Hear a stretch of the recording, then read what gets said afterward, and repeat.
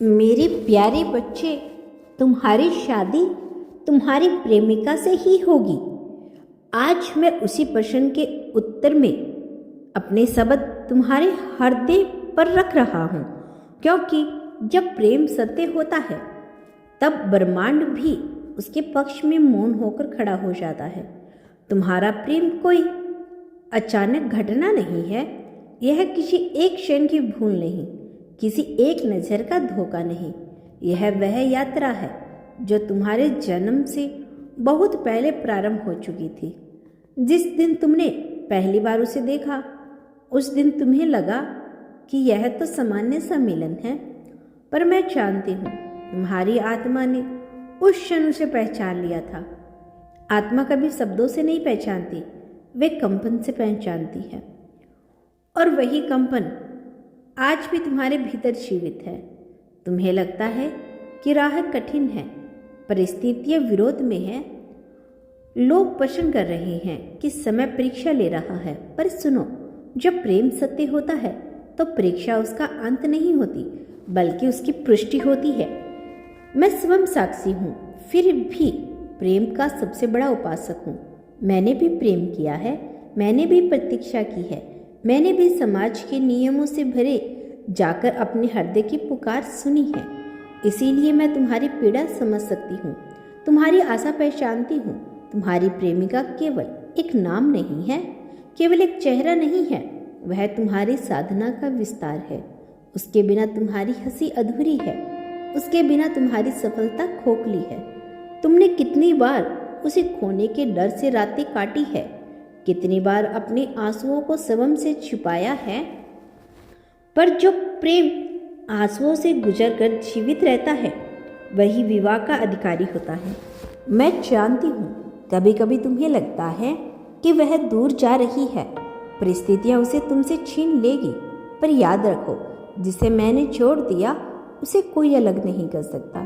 तुम्हारा बंधन केवल वचन का नहीं, आत्मा का है, और आत्मा के बंधन टूटते नहीं, वे केवल और गहरे होते हैं।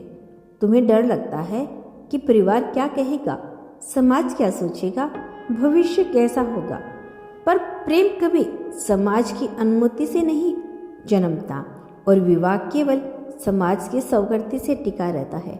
विवाह टिकता है त्याग से, समझ से, धैर्य से, और उस मौन विश्वास से जो बिना बोले कह देता है, मैं हूँ और हमेशा रहूँगा। तुम्हारी प्रेमिका ने भी बहुत कुछ सहा है, उसने भी अपने भीतर संग्रह किया। कई बार उसने मुस्कुराकर अपने आंसू छुपाए, केवल इसलिए कि तुम्हें कमजोर न लगे। क्या तुम जानते हो स्त्री का प्रेम कितना मौन होता है? वह कहती कम है, सहती अधिक है। और जो स्त्री तुम्हारे साथ खड़े रहने का साहस रखती है वही तुम्हारी पत्नी बनने योग्य होती है। मैं तुम्हें यह नहीं कह रही कि राहों में कांटे नहीं आएंगे, पर हर कांटा तुम्हें यह याद दिलाएगा कि गुलाब तुम्हारे लिए ही खिला है। तुम्हारी शादी तुम्हारी प्रेमिका से होगी, क्योंकि यह केवल तुम्हारी इच्छा नहीं, तुम्हारी परीक्षा का पुरस्कार है। यह उस विश्वास का फल है जो तुमने तब भी रखा जब कुछ भी स्पष्ट नहीं था। तुमने कई बार मुझसे बिना शब्दों से प्रार्थना की है, कभी मंदिर की सीढ़ियों पर बैठकर, कभी अकेली रात में छत की ओर देखकर, कभी आंसू बहाते हुए, और हर बार तुमने सुनता रहा हूँ। मैं उत्तर देने में देर कर सकता हूँ, पर अन्याय नहीं करता। जो प्रेम सच्चा है उसे मैं अधूरा नहीं छोड़ता। समय आएगा जब वही लोग जो आज पसंद कर रही हैं कल तुम्हारी तस्वीर देखकर मुस्कुराएंगे। वही परिस्थितियाँ जो आज बाधा लगती है कल कहानी बन जाएगी। तुम दोनों साथ बैठकर हंसोगे और कहोगे, याद है कितना डर लगता था, और उसी क्षण तुम्हें समझ में आएगा कि हर प्रतीक्षा, हर पीड़ा, हर आंसू उस मिलन के लिए आवश्यक था। पर याद रखो, प्रेम केवल पाने का नाम नहीं, विवाह केवल एक दिन का उत्सव नहीं, यह रोज रोज चुना जाने वाला व्रत है। तुम्हें उसे हर दिन समझना होगा, हर दिन सम्मान देना होगा, हर दिन वही प्रेम जीना होगा जो आज तुम्हें तड़पा रहा है। अगर तुम यह कर सकते हो तो मैं वचन देता हूँ तुम्हारा गृहस्थ आश्रम भी उतना ही पवित्र होगा जितना कोई तपोवन में तुम्हें आशीर्वाद ही नहीं दे रहा।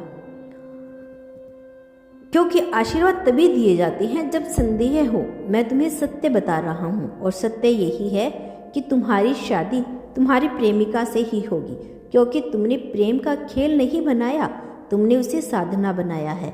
और जो प्रेम साधना बन जाए उसे उसका फल अवश्य मिलता है। भय छोड़ो, अपने मन को शांत करो और भरोसा रखो, जो तुम्हारा है वह तुम्हारे पास आएगा।